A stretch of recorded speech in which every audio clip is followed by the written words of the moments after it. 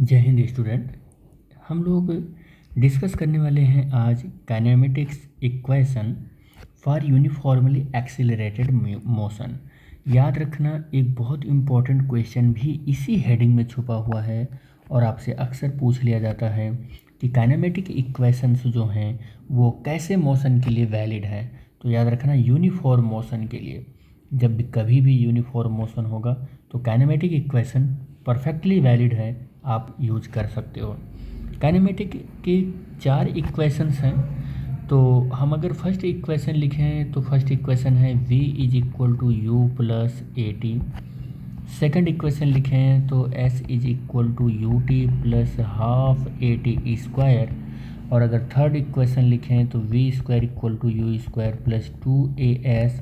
और अगर fourth equation लिखें तो s nth टाइम सेकंड के लिए अगर लिखें तो u plus half a two t minus 1। ये 4 इक्वेशंस हैं जिसमें से 3 तो बहुत पॉपुलर इक्वेशन है और इन्हीं 3 से ही हमारा ज़्यादातर काम लगता है। ठीक है, यहाँ पर u क्या है v क्या है ये भी मैं आपको बता दूँ। जो हमारा u है उसको बोलते हैं इनिशियल वेलोसिटी। इनिशियल वेलोसिटी ये है इनिशियल वेलोसिटी बेटे। और v जो है वो है फाइनल वेलोसिटी। Final velocity. और जो हमारा a है वो है एक्सेलरेशन। और कैसा एक्सेलरेशन? यूनिफॉर्म एक्सेलरेशन, ये याद रखना आप। और हमारा जो t है वो टाइम है। अच्छा, मैं आपको एक चीज़ और बता दूं, कहीं s लिखा रहता है, कहीं x लिखा रहता है और कहीं h लिखा रहता है, तो आप उसका रेफरेंस समझिएगा बस कि h हाइट पर लिखा, जहाँ हाइट रहती होगी वहाँ h लिखा रहता होगा। और s और x ये सब कुछ आप ऐसा समझ कर चलिए कि ये क्या है, एक तरीके का डिस्प्लेसमेंट है। एक तरीके का क्या है, ये डिस्प्लेसमेंट है। ठीक है, और कुछ यहाँ पर बच रहा है क्या? और सारे टर्म हो गए। अब मैं यहाँ पर इस जो हेडिंग का एम है कि kinematic equation for the uniform acceleration, तो इसमें हम लोग फर्स्ट इक्वेशन को प्रूव करेंगे। तो फर्स्ट इक्वेशन ऑफ मोशन हम प्रूव करने वाले हैं। ठीक है, तो फर्स्ट इक्वेशन के लिए हमें क्या करना होगा? सबसे पहले एक हम स्ट्रेट लाइन पाथ लेते हैं और हम सपोज कर लेते हैं कि स्ट्रेट लाइन पाथ का जो ओरिजिन है वो ओ है और टी, और कोई बॉडी ऐसे मोशन करते करते आया हुआ है और उसकी पोजीशन सपोज कर लेते हैं एक्स नॉट है। पोजीशन कितनी है? एक्स नॉट है। और यहाँ पर t इज इक्वल टू 0 से हम इसको ऑब्जर्व करना स्टार्ट करते हैं और हम ये पाते हैं कि जब बॉडी यहाँ से मोशन स्टार्ट करके यहाँ तक आई होगी तो यहाँ से हमने इसका मोशन ऑब्जर्व करना स्टार्ट किया है, तो यहाँ पर इसकी इनिशियल वेलोसिटी u हुआ होगा।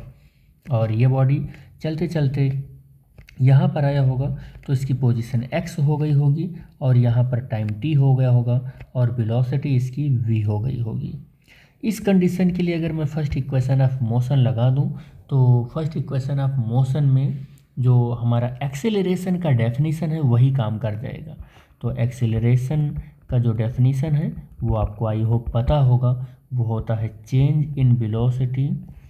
Change in velocity upon time interval, यही होता है, अपॉन टाइम इंटरवल होता है, टाइम इंटरवल। ठीक है, अब change in velocity upon time interval होता है और वेलोसिटी का चेंज आप इस देख रहे हैं इस टाइम इंटरवल के लिए क्या हो रहा है, v माइनस यू हो रहा है वेलोसिटी। देखो, अगर मैं final velocity minus initial velocity करूं तो v माइनस यू हो जाएगा और upon time interval t minus 0 करेंगे तो v minus you upon T हो जाएगा। और एक्सीलरेशन को स्मॉल a से रिप्रेजेंट करते हैं तो v minus u is equal to a t आ जाएगा और v is equal to u plus a t आ जाएगा। This is the first equation of motion. यही क्या है? फर्स्ट इक्वेशन ऑफ मोशन हो गया। ठीक है, अब हम दूसरा इक्वेशन अगर हम प्रूव करें जो कि हमारा है second equation of motion. Second equation of motion, तो अगर हम सेकंड इक्वेशन ऑफ मोशन पर मूव करें तो यहाँ पर भी हमें एक चीज़ पता होना चाहिए और वो है एवरेज वेलोसिटी का डेफिनीशन।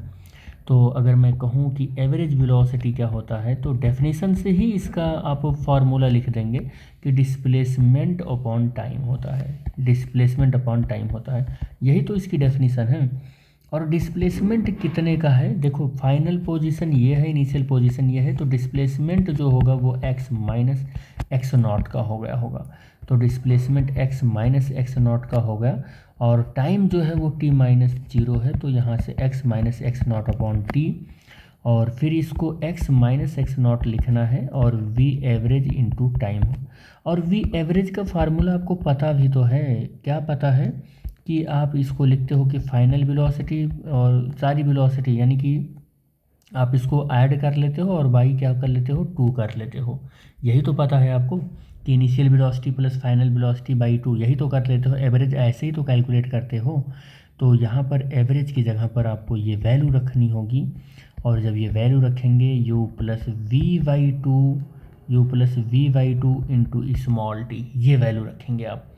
तो आपको एक चीज़ और पता होना चाहिए कि जो यहाँ पर फाइनल वेलोसिटी है, वो फाइनल वेलोसिटी का फार्मूला क्या होता है। तो फाइनल वेलोसिटी आप यहाँ कैलकुलेट कर चुके हो, u प्लस ए टी होता है। तो ये वैल्यू आप यहाँ पुट करो, x minus x not, u plus a t रखोगे बाई 2 इंटू टी हो जाएगा, u ऐड हो जाएगा, तो x minus x not equal to 2u plus a t by 2 into t रखोगे। 2 से इधर हम क्या करना है, हमको 2 से यहीं पर रहने दो, 2 को यहीं रहने दो, और यहाँ पर 2u और t बाई 2 कर लो, और 1 बाई 2 इंटू ए टी कर लो, 2 से 2 कैंसिल हो जाएगा बेटे।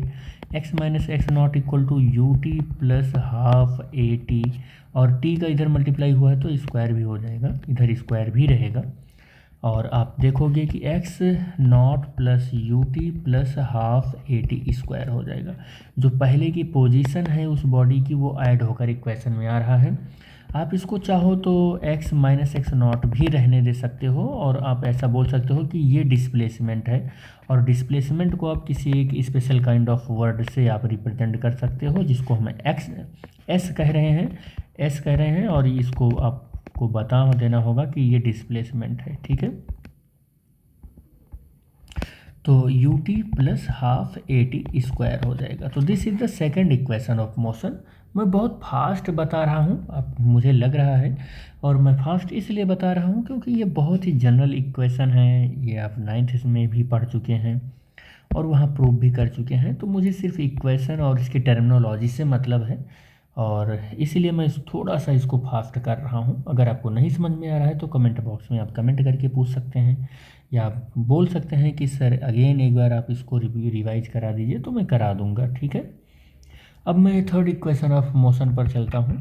थर्ड इक्वेशन ऑफ मोशन पर अगर मैं चलूँगा तो थर्ड इक्वेशन ऑफ मोशन जो होगा वो आपको पता होना चाहिए कि थर्ड इक्वेशन ऑफ मोशन किस तरीके का अप्रोच होना चाहिए। तो उसमें जो अप्रोच है मैंने पहले ही लिख दिया था कि v square equal to u square plus 2as आपको ये प्रूव करना है। तो अगर ये प्रूव करना है तो फाइनल वेलोसिटी आपको पता होनी चाहिए, यू प्लस ए टी होता है, जो कि फर्स्ट इक्वेशन ऑफ मोशन होता है, ठीक है।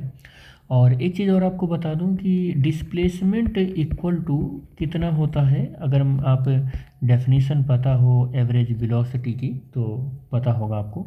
तो डिस्प्लेसमेंट इक्वल टू क्या होता है, एवरेज वेलोसिटी होता है, और एवरेज वेलोसिटी इंटू टाइम होता है। इंटू क्या होता है बेटे, टाइम होता है।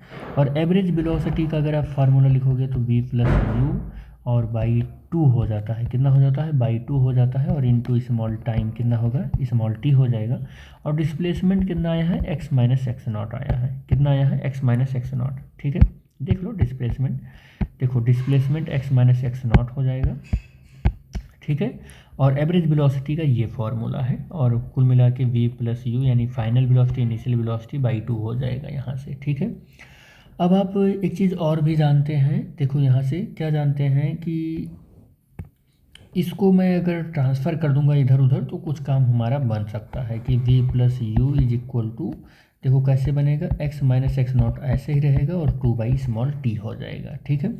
और v की वैल्यू भी तो हम रख सकते हैं, अगर आप नहीं भी रखना चाहते हैं तो आप इसको कोई एक इक्वेशन मान लो, क्या मान लो, कोई एक इक्वेशन मान लो, ऐसे नहीं हो लेकिन v minus u equal to a t करके कोई एक इक्वेशन मान लो। तो इक्वेशन नंबर 1 मैं मान ले रहा हूँ, इस इक्वेशन नंबर 2 मान ले रहा हूँ, दोनों को डिवाइड कर दे रहा हूँ। और दोनों को हम क्या कर रहे हैं, डिवाइड कर रहे हैं। कैसे डिवाइड करेंगे, लेकिन इसको ऐसे डिवाइड करेंगे, देखो 80 is equal to v minus u करके ऐसे डिवाइड करेंगे, ठीक है। ये इसको इक्वेशन 1 मानेंगे, तो v plus you upon A t हो जाएगा और 2 upon T x minus x not और अपॉन में क्या हो जाएगा, b माइनस यू हो जाएगा। इसको क्रॉस मल्टीप्लाई करेंगे तो v प्लस यू एक ब्रैकेट में, v माइनस यू एक ब्रैकेट में, और यहाँ से 2 अपॉन टी और x माइनस एक्स नॉट और इंटू स्मॉल ए टी हो जाएगा। ये देखो a plus b a minus b, तो v square minus u square हो जाएगा और टी से टी कैंसिल हो जाएगा और 2a x minus x not हो जाएगा। और थोड़ी देर पहले हमने इसी लेक्चर में बताया कि दिस इज द डिस्प्लेसमेंट, इसे एस बोल रहे हैं, तो 2as v square minus u square हो जाएगा बेटे। V square is equal to u square plus 2as, this is the third equation of motion हो जाएगा। अब बच रहा है एक इक्वेशन ऑफ मोशन जो कि हमने आपको बताया था, फोर्थ है वो, और वो कितना है, S n th is equal to u plus half a, और हमने बताया था कि ये 2t माइनस 1 है। इस इक्वेशन का डेरिवेशन मैं नहीं बताने वाला हूँ, आप खुद करो। नहीं आ रहा है तो आप कमेंट बॉक्स में कमेंट करके पूछना, फिर मैं बताऊँगा। बस हमें इसकी टर्मिनोलॉजी से मतलब है। आपको अगर समझना है तो आप मुझे कमेंट कर सकते हो, मैं अलग से इसको करा दूँगा, ठीक है। तो इक्वेशन ऑफ मोशन के ये 4 बहुत ही इम्पोर्टेंट रोल प्ले करते हैं पूरे मैकेनिक्स में, ऐसा हम कह सकते हैं कि बहुत ज़्यादा ही इम्पोर्टेंट है। मैकेनिक्स का कोई भी आप न्यूमेरिकल सॉल्व करेंगे तो इन्हीं 4 में से किसी न किसी एक को यूज़ करना पड़ेगा। तो इन चारों इक्वेशन को आप एकदम दिमाग में रख लो और रट लो इनको, और इस पर इतना प्रैक्टिस करो कि कोई भी न्यूमेरिकल आपसे आ जाए तो फिर आपको यूज़ करना, इम्प्लीमेंटेशन आ जाए। और फिर हम इस लेक्चर के बाद इन्हीं न्यूमेरिकल में, इन्हीं कह सकते हैं कि फॉर्मूले पर बेस्ड न्यूमेरिकल करने वाले हैं इस लेक्चर में। बस यहीं तक। Thanks for watching the video. Thank you बेटा।